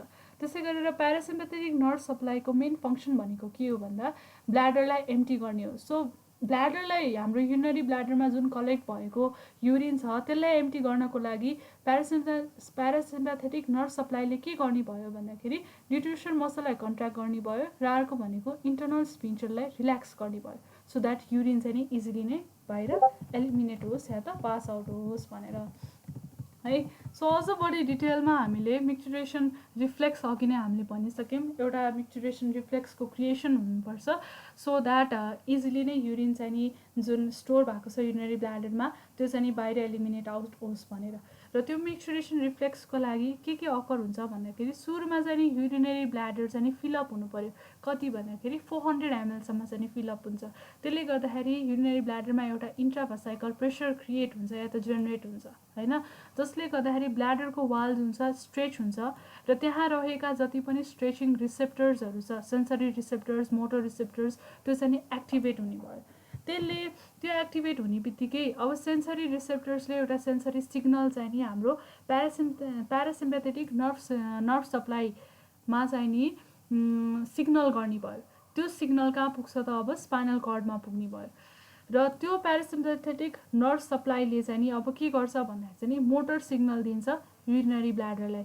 के सिग्नल दिन्छ त युरिनरी ब्ल्याडर फिलअप भइसके पछाडि डिट्रुसर मसल चाहिँ कन्ट्र्याक्ट गर्नको लागि र इन्टर्नल स्पिन्चर चाहिँ रिल्याक्स गर्नको लागि। बिकज अघि नै हामीले थाहा पाइसक्यौँ प्यारासिम्प्याथेटिक नर्भ सप्लाईले गर्छ त के भन्दाखेरि ब्ल्याडरलाई एम्प्टी गर्ने काम गर्छ। सो जब युरिनरी ब्ल्याडर फिलअप हुन्छ तब सेन्सरी नर्भ्सहरूले स्टिमुलेट भइसके पछाडि प्यारासिम्प्याथेटिक नर्भ सप्लाई र स्पाइनल कर्डमा चाहिँ नि सिग्नल्सहरू पठाउँछ। प्यारासिम्प्याथेटिक नर्भ सप्लाईले के गर्छ त मोटर सिग्नल पठाएर युरिनरी ब्ल्याडरलाई चाहिँ नि डिट्रुसर मसल्स चाहिँ कन्ट्र्याक्ट गर्न र इन्टर्नल स्पिन्चर चाहिँ नि रिल्याक्स गर्नको लागि चाहिँ नि स्टिमुलसहरू चाहिँ दिने भयो होइन। जसले गर्दाखेरि चाहिँ नि अब के हुन्छ त जब युरिनरी ब्ल्याडरको मसल्सहरू कन्ट्र्याक्ट हुन्छ र इन्टर्नल स्पिन्चर रिल्याक्स हुन्छ तब हाम्रो युरेथ्रामा चाहिँ के हुन्छ त युरिन पास हुने भयो। र जब युरेथ्रामा युरिन पास हुन्छ तब फेरि अब डिफ्रेन्ट फर्म्स अफ इम्पल्सेसहरू चाहिँ कहाँ पुग्ने भयो त स्पाइनल कर्डमा पुग्ने भयो। र स्पाइनल कर्डले के डिटर्मिन गर्छ भन्दाखेरि चाहिँ सर्टेन स्टिमुलस चाहिँ केमा पुगाउँछ त भन्दाखेरि ब्रेनमा पुगाउने भयो।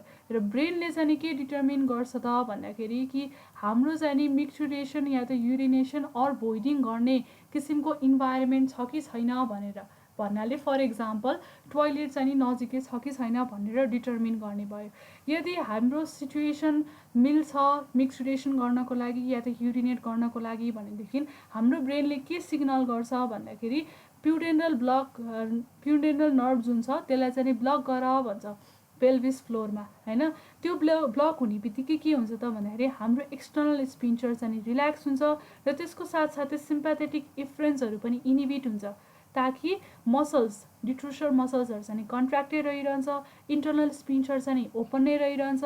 अब प्युडेन्टल नर्भ पनि ब्लक हुने बित्तिकै एक्सटर्नल स्पिन्चर पनि के हुने भयो त रिल्याक्स हुने भयो। भनेपछि एज अ होल युरिनरी ब्ल्याडरको सबै चिज के हुने भयो त भन्दाखेरि मिक्सचुरेसनको लागि फेभरेबल गराइदिने भयो। भन्नाले मसल्स कन्ट्र्याक्ट हुने भयो, इन्टरनल स्पिन्चर ओपन हुने भयो र एक्सटर्नल स्पिन्चर पनि ओपन हुने भयो। सो फाइनली तिम्रो युरिन के भयो त युरिनरी ब्ल्याडर हुँदै युरेथ्रा हुँदै बाहिर इन्भाइरोमेन्टमा चाहिँ आउटसाइड अफ द बडी चाहिँ पुग्ने भयो। र त्यही प्रोसेसलाई हामीले के भन्ने गर्दछौँ भन्दाखेरि मिक्सचुरेसन भन्ने गर्दछौँ। भनेदेखि यदि हाम्रो फेभरेबल इन्भाइरोमेन्ट छैन, हामीले नजिकै कतै पनि टोयलेट पाएनौँ भनेदेखि हाम्रो ब्रेनले के गर्छ त अब भन्दाखेरि डु नट मिक्सचुरेट भनेर चाहिँ सिग्नल पठाउँछ, जसले चाहिँ हाम्रो सिम्प्याथेटिक इफ्रेन्सहरूलाई चाहिँ के गर्ने भयो त भन्दाखेरि स्टिमुलेट गर्ने भयो, जसले गर्दाखेरि के हुने भयो त डिट्रुसर मसल्स जुन अघि नै कन्ट्र्याक्ट भएर बसेको थियो अब त्यो रिल्याक्स हुने भयो या त एक्सपान्ड हुने भयो। त्यसको साथसाथै अघि नै जुन इन्टरनल स्पिन्चर कन्स्ट्रिक्ट भएको थियो नि युरिनेसन गर्नको लागि, अब त्यो फेरि के हुने भयो त जुन रिल्याक्स भएको थियो युरिनेसन पोसिबल गराउनको लागि, अब त्यो इन्टरनल स्पिन्चर के हुने भयो त कन्स्ट्रिक्ट हुने भयो र एक्सटर्नल स्पिन्चर अघिदेखि नै कन्स्ट्रिक्सनकै स्टेटमा रहने भयो। अघि नै जस्तो मिक्सचुरेसन गर्नको लागि जस्तो ओपन चाहिँ हुने भएन है, क्लोज नै भइराख्ने भयो।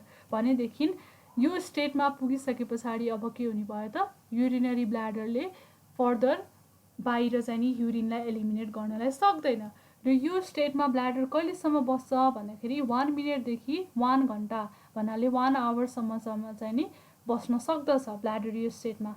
र जब 1 मिनट टु 1 आवर पछाडि चाहिँ नि अब फेरि यही रिफ्लेक्स चाहिँ अकर हुन्छ र strong form of the reflex चाहिँ अकर हुन थाल्दछ है। सो कम्प्लिट प्रोसेस यही नै हो हाम्रो मिक्सचुरेसन रिफ्लेक्सको लागि है। एकचोटि फेरि समरीमा भन्नुपर्दाखेरि ब्ल्याडरमा युरिन आउँछ, युरिन 400 ml पुगिसके पछाडि ब्ल्याडर एक्सट्रिमली स्ट्रेच्ड हुन्छ। त्यो स्ट्रेच भइसकेको कारणले गर्दाखेरि नै ब्ल्याडरमा के हुन्छ त भन्दाखेरि डिफ्रेन्ट नर्भ रिसेप्टर्सहरू हुन्छ नि, त्यो नर्भ रिसेप्टर्सहरू चाहिँ के हुने भयो त भन्दाखेरि स्टिमुलेट हुन्छ। त्यो नर्भ रिसेप्टर्सहरू स्टिमुलेट भइसके पछाडि गएर त्यो स्टिमुलेसन चाहिँ कहाँ पुग्छ त भन्दाखेरि चाहिँ हाम्रो स्पाइनल कर्डमा पुग्छ। स्पाइनल कर्डले के सिग्नल दिन्छ त भन्दाखेरि कि प्यारासिम्प्याथेटिक नर्भस सिस्टमको मार्फत कि हाम्रो नर्भ इम्पल्सेसहरू चाहिँ स्टिमुलेट गरेर मसल्सहरू चाहिँ कन्ट्र्याक्ट गर भन्छ। के को त भन्दाखेरि चाहिँ हाम्रो युरिनरी ब्ल्याडरको। त्यसको साथसाथै इन्टरनल स्पिन्चर पनि ओपन गर भनेर रिल्याक्स गर भनेर दिन्छ। युरिनरी ब्ल्याडरलाई चाहिँ के गर्न लगाउँछ त भन्दाखेरि कन्ट्र्याक्ट गर्न लगाउँछ, भनेदेखि हाम्रो इन्टरनल स्पिन्चरलाई चाहिँ के गर्न लगाउने भयो त भन्दाखेरि रिल्याक्स गर्न लगाउने भयो, ताकि मिक्सचुरेसन पोसिबल होस् भनेर। र हाम्रो युरिन कहाँ पुग्ने भयो त भन्दाखेरि युरेथ्रासम्म पुग्ने भयो। तर युरेथ्रामा पुगिसके पछाडि गएर अर्को एउटा सिग्नल चाहिँ कहाँ पुग्छ त भन्दाखेरि चाहिँ हाम्रो ब्रेनसम्म चाहिँ ब्रेन स्टेमसम्म चाहिँ पुग्ने भयो। र ब्रेनले चाहिँ के डिटर्मिन गर्ने भयो भन्दाखेरि कि हाम्रो कन्डिसन फर मिक्सचुरेसन चाहिँ फेभरेबल छ कि छैन भनेर चाहिँ डिटर्मिन गर्ने भयो।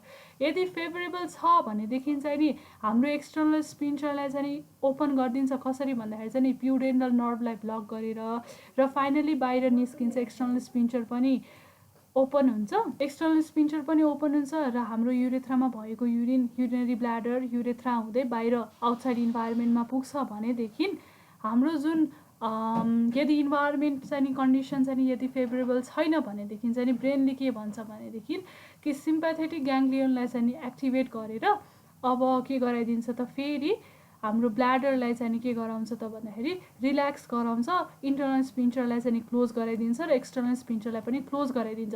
र फाइनली फेरि के हुने भयो त मिक्सचुरेसनलाई पोसिबल हुँदैन, मिक्सचुरेसन स्टप हुने भयो हैन। So all through this process हाम्रो मिक्सचुरेसन चाहिँ यसरी नै रेगुलेट हुने भयो। सो आई होप कि this process was understood by all of you हैन। यही नै प्रोसेस हो हाम्रो एक्सक्रिटरी सिस्टमको, स्पेसली के को लागि भन्दाखेरि चाहिँ रेनल सिस्टमको लागि चाहिँ यही नै प्रोसेस हो। यसमा हामीले कम्प्लिटली कसरी चाहिँ नि हाम्रो किडनी कुन स्ट्रक्चर्स इन्भल्भ हुन्छ, किडनीमा कसरी युरिन फर्मेसन हुन्छ, त्यो फर्म भएको युरिन कसरी चाहिँ हाम्रो युरेटर हुँदै युरिनरी ब्ल्याडरमा पुग्छ, स्टोर हुन्छ र कसरी चाहिँ नि युरिनरी ब्ल्याडरबाट पनि एक्सटर्नल इन्भाइरोमेन्टसम्म पुग्छ भनेर कम्प्लिट प्रोसेस चाहिँ नि हामीले यो भिडियोबाट चाहिँ नि हेऱ्यौँ होइन, बुझ्यौँ। आई होप कि यो कम्प्लिट भिडियोबाट चाहिँ नि फुल्ली अन्डरस्टुड भयो एलिमिनेसनको प्रोसेस, एक्सक्रिसनको प्रोसेस होइन। र यसरी नै हाम्रो बडीले चाहिँ नि जुन हामीले डाइजेस्ट गरेर इन्जेस्ट गरेको डिफ्रेन्ट न्युट्रियन्ट्सहरू छ नि त्यसलाई डिफ्रेन्ट सेल्सहरूमा लगेर त्यहाँ त्यसलाई युज गरेर मेटाबोलिक वेस्टहरू प्रड्युस गर्छ। त्यो मेटाबोलिक वेस्टहरू चाहिँ नि स्पेसली नाइट्रोजिनस वेस्ट हुन्छ जुन चाहिँ हाम्रो बडीमा टक्सिनको रूपमा काम गर्छ र हार्मफुल हुन्छ त्यो बडीलाई। र त्यसलाई चाहिँ कसरी चाहिँ बडीबाट बाहिर एलिमिनेट गर्ने भन्दाखेरि हाम्रो ब्लड स्ट्रिममा त्यो सप्लाई भएर किडनीमा पुगेर किडनीमा चाहिँ नेफ्रोन्स भन्ने स्मलर फङ्सनल युनिट्सहरू हुन्छ र त्यो फङ्सनल युनिट्सले चाहिँ ब्लडलाई चाहिँ फिल्टर गरेर नाइट्रोजिनस वेस्टहरूलाई चाहिँ के को फर्ममा त भन्दाखेरि युरिनको फर्ममा चाहिँ नि डिफ्रेन्ट मेकानिजम्सहरूबाट र डिफ्रेन्ट स्ट्रक्चर्स रेनल सिस्टमको युज गरेर चाहिँ बाहिर मिक्चुरेसनको प्रोसेसबाट चाहिँ एलिमिनेट गर्छ। आई होप कि यो भिडियोबाट चाहिँ यो फुल्ली अन्डरस्टुड भयो। Thank you.